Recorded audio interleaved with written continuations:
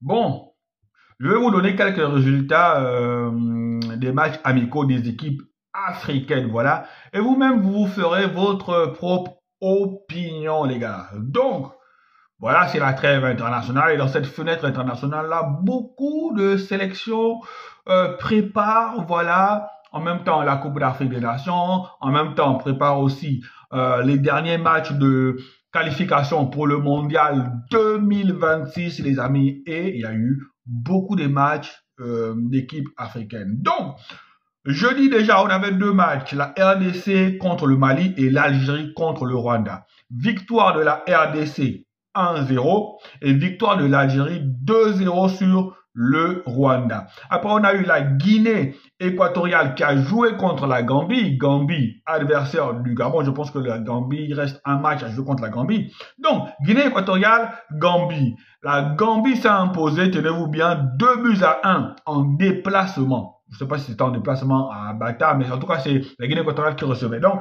la Gambie s'est imposée 2-1.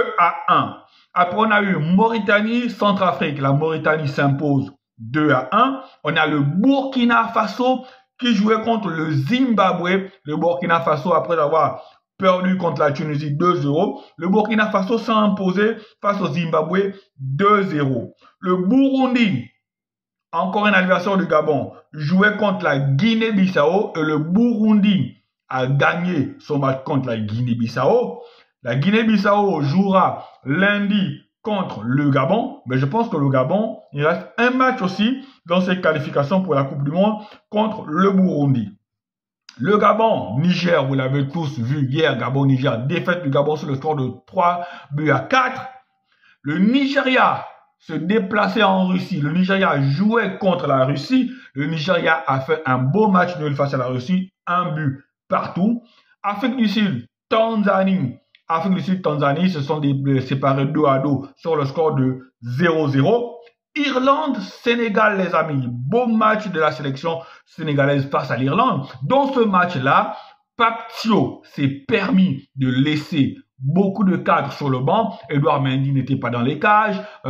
Kalidou Koulibaly n'était pas en défense centrale. Idrissa Gueye n'a pas commencé. Donc, il a fait une revue d'effectifs. Il a fait jouer des jeunes. Mais quand vous regardez la qualité des joueurs sénégalais, la qualité des jeunes sénégalais, ça n'a rien à voir avec notre équipe nationale. On a des gens qui ont dépassé la trentaine, les gars. Ça n'a rien à voir. Donc, Irlande-Sénégal, les deux équipes se séparent 2-2. Un but partout. Maroc-Tunisie, le Maroc a battu la Tunisie sur le score de 2-0. Là encore, le match était d'une qualité exceptionnelle. Technique, tactique, tout ce que vous voulez. Ça n'avait rien à voir avec un match en deux nations européennes. Et Cameroun-Ouganda, le continent, les gars, s'est imposé sur un score net et sans bavure, 3-0 face à l'Ouganda.